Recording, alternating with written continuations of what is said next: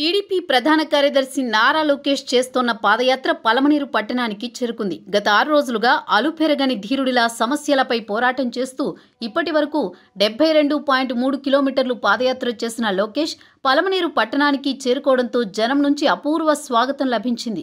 ఇక్కడ పెద్ద ఎత్తున యువత పూల వర్షంతో లోకేష్కి స్వాగతం పలికారు.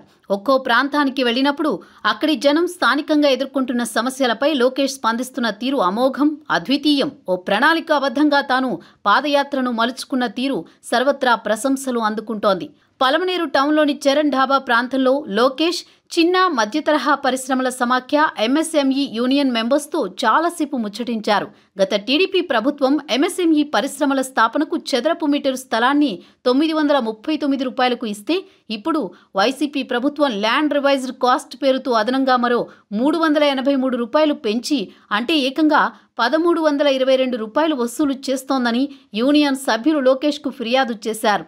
ల్యాండ్ లీజు విషయంలో కొత్త విధానాన్ని అమల్లోకి తెచ్చి 33 ఏళ్లకే లీజు ఇవ్వడం వల్ల బ్యాంకులు లోన్లు ఇవ్వడం లేదని, మళ్లీ పాత ఓఆర్ఎస్ స్కీమ్ని పునరుద్ధరించాలని వారు లోకేష్కు విన్నవించుకున్నారు.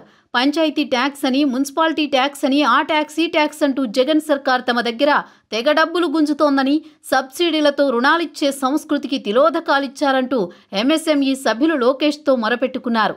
పలమనేరు ఇండస్ట్రియల్ పార్కులో ప్రభుత్వం బేసిక్ ఇన్ఫ్రాస్ట్రక్చర్కు కావలసిన వస్తువులే కల్పించలేదంటూ వారు ఫిర్యాదు చేశారు. జగన్ సర్కార్ చిన్న మధ్యతరగతి పరిశ్రమలు చిదిమేసిందని, కరోనా కంటే జగరోనా వైరస్ మరింత ప్రమాదకరమని వైసీపీ ప్రభుత్వ తీరుపై లోకేష్ ఆగ్రహం వ్యక్తం చేశారు. సబ్సిడీలు ఇవ్వడం లేదు సరికదా, కంపెనీలు పెట్టుకునేందుకు గత ప్రభుత్వం ఇచ్చిన భూములు సైతం బలవంతంగా లాక్కోవడం దారుణమని లోకేష్ అన్నారు.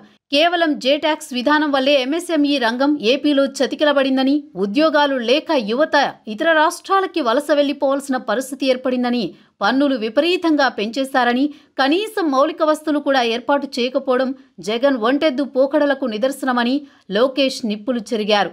టీడీపీ అధికారంలోకి వచ్చాక ఎంఎస్ఎంఈ రంగానికి పూర్వ వైభవం తెస్తామని, ఆ రంగం ఎదుర్కొంటున్న అన్ని సమస్యలకు పరిష్కారం చూపిస్తానని ఆయన హామీ ఇచ్చారు. అంతరించిపోతోన్న ఎంఎస్ఎంఈ రంగానికి సబ్సిడీలు టైంకి అందిస్తామని, జగన్ పెంచేసిన పన్నుల భారం తగ్గిస్తామని లోకేష్ భరోసా ఇవ్వడంతో ఆ రంగానికి చెందిన సభ్యులు హర్షం వ్యక్తం చేశారు.